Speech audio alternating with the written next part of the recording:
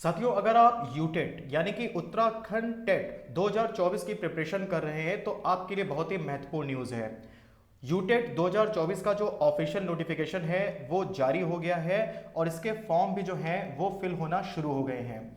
तो 23 जुलाई 2024 से इसके फॉर्म जो है वो फिल होना शुरू हो गए हैं और जो लास्ट डेट बताई गई है फॉर्म फिल करने की वो है 17 अगस्त 2024। लेकिन मेरा सजेशन यही है कि आप लास्ट डेट का वेट ना करें। अगर आप यूटेट की प्रिपरेशन कर रहे हैं तो आप शुरुआत में ही फॉर्म फिल कर दें। इसके अलावा साथियों, जो लास्ट डेट बताई गई है फीस सबमिशन की वो है 19 अगस्त 2024 और जो फॉर्म की करेक्शन विंडो ओपन होगी वो ओपन होगी 20 अगस्त 2024 को और 22 अगस्त 2024 तक आप जो है वो करेक्शन कर सकते हैं। तो साथियों, जैसे कि देख सकते हैं कि आपके सामने जो है ये ऑफिशियल नोटिफिकेशन है यूटेट पेपर 1 और पेपर 2 का, जो कि 2024 में होना है। और इसके एग्ज़ाम की जो डेट जो है, जो प्रस्तावित डेट बताई गई है एग्ज़ाम की, वो बताई गई है 26 अक्टूबर 2024, यानी 26 अक्टूबर 2024 को आपका एग्ज़ाम होना प्रस्तावित है।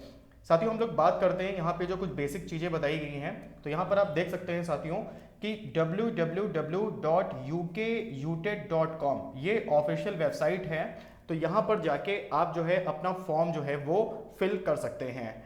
और इसके अलावा आप यहाँ पर देख सकते हैं कि जो यहाँ पर एलिजिबिलिटी है, यानी कि जो आपकी जो है न्यूनतम अहर्ता होनी चाहिए, वो अगर हम लोग बात करें पेपर 1 की, यानी कि अगर जो है आप प्राइमरी लेवल में जो है अप्लाई कर रहे हैं, आप कक्षा 1 से कक्षा 5 के लिए यूटेट जो है वो देना चाहते हैं, तो उसके लिए आपको डीएलएड या बीटीसी होना अनिवार्य है। जी हाँ साथियों, अगर आप जो है क्लास 1 से क्लास 5 के लिए यूटेट पेपर 1 इसमें अप्लाई करना चाहते हैं तो आपके पास में डीएलएड हो या आपके पास में क्या हो, या आपके पास में बीटीसी हो, इन दोनों में से एक होना अनिवार्य है पेपर 1 के लिए। वहीं अगर हम लोग बात करते हैं पेपर 2 की, यानी कि जो आपका जूनियर लेवल का एग्जाम होगा, तो इसके लिए जो है आपके पास में बीएड जो है वो होना जो है अनिवार्य है। अगर आपके पास में बीएड है तो साथियों आप पेपर 2 के लिए जो है वो एलिजिबल हैं, पेपर 2 के लिए आप जो है अप्लाई कर सकते हैं।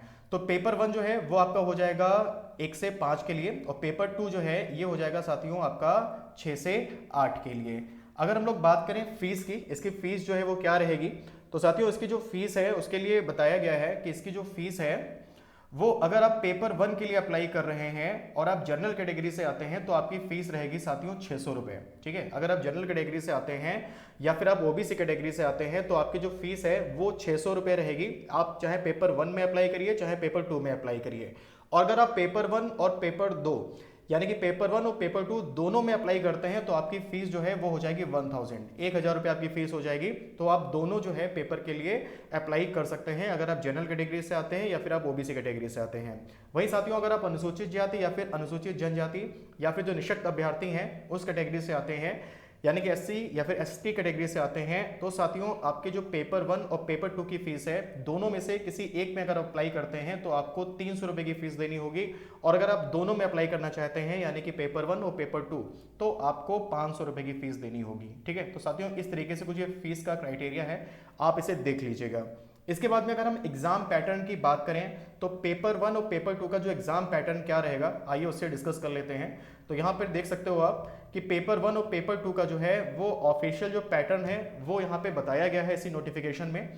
अगर हम लोग प्राथमिक स्तर की बात करें यानी कि यूटेट पेपर 1 की बात करें तो इसमें आपको 5 जो है सेक्शन देखने को मिलेंगे। पहला जो सेक्शन है वो आपका सीडीपी का है, यानी कि बाल विकास का, जिसके 30 प्रश्न आएंगे और उनके लिए आपको 30 जो है अधिकतम अंक प्रदान किए जाएंगे। उसके बाद में प्रथम भाषा है, जैसे कि मान लीजिए कि आपने प्रथम भाषा जो है वो ली है हिंदी, तो हिंदी के साथियों 30 प्रश्न आएंगे जिसके लिए आपको अधिकतम 30 अंक प्रदान किए जाएंगे। द्वितीय भाषा में आपने मान लीजिए कि इंग्लिश चूज की है या संस्कृत चूज की है या अन्य कोई भी भाषा, तो आपको जो है इसके भी 30 प्रश्न मिलेंगे जिनके लिए आपको अधिकतम 30 अंक प्रदान किए जाएंगे।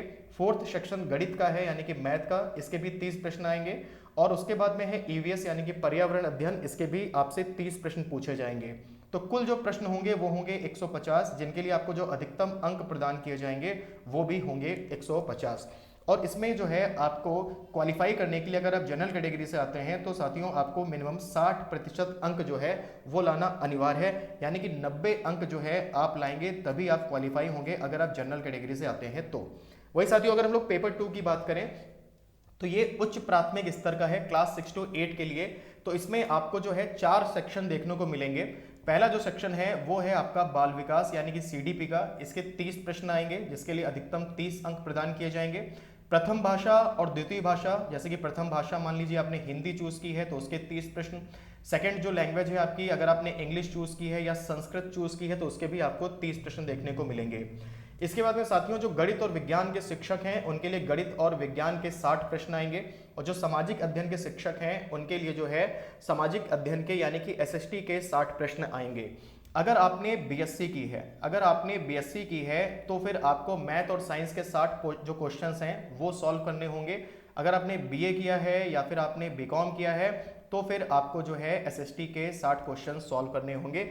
इस तरह से यहाँ पर भी आपके 150 प्रश्न हो जाते हैं जिसके लिए अधिकतम 150 अंक हैं। और अगर आप जनरल कैटेगरी से आते हैं तो आपके लिए जो क्वालिफाइंग स्कोर है वो रहेगा 60%, 60% आपको अंक लाने होंगे कम से कम, यानी कि आपको 90 जो है अंक लाने होंगे 150 में, तभी आप जो है क्वालिफाई कहे जाएंगे। ठीक है। इसके अलावा साथियों यहाँ पर आप देख सकते हैं न्यूनतम अर्हता अंक जो है वो हर कैटेगरी के लिए यहाँ पर बताया गया है, आप यहाँ पर देख सकते हैं।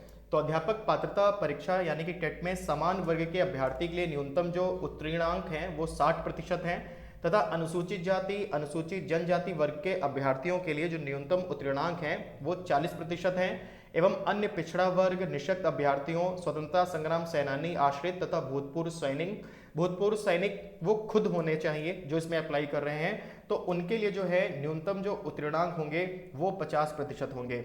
साथियों इसके लिए अनुसूचित जाति अनुसूचित जनजाति वर्ग के जो अभ्यर्थी हैं यदि वो दिव्यांग श्रेणी में भी आते हैं तो ऐसे अभ्यर्थियों के लिए जो न्यूनतम उत्तीर्णांक है वो 40% होगा।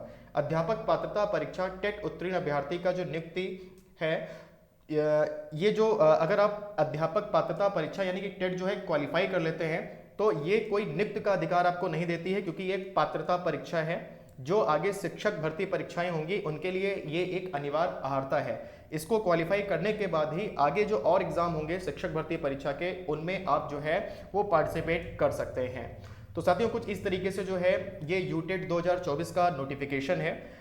इसका जो पीडीएफ है उसका लिंक मैं इस वीडियो के डिस्क्रिप्शन में अटैच कर दूंगा, आप इसको देख लीजिएगा। और इसके अलावा साथियों आप यूटेट पेपर 1 की प्रिपरेशन कर रहे हैं या फिर यूटेट पेपर 2 की प्रिपरेशन कर रहे हैं, आप कमेंट में एक बार जरूर बताइएगा। आप किस सब्जेक्ट की क्लासेस जो है वो चाहते हैं इस चैनल पर, ये भी आप कमेंट में जरूर बताइएगा। हम लोग उसी तरीके से क्लासेस प्लान करेंगे और आपके यूटेट के लिए जो है क्लासेस शुरू करेंगे। तो फिलहाल के लिए इतना ही, मिलते हैं जल्दी अगले वीडियो में, तब तक के लिए गुड बाय, थैंक यू।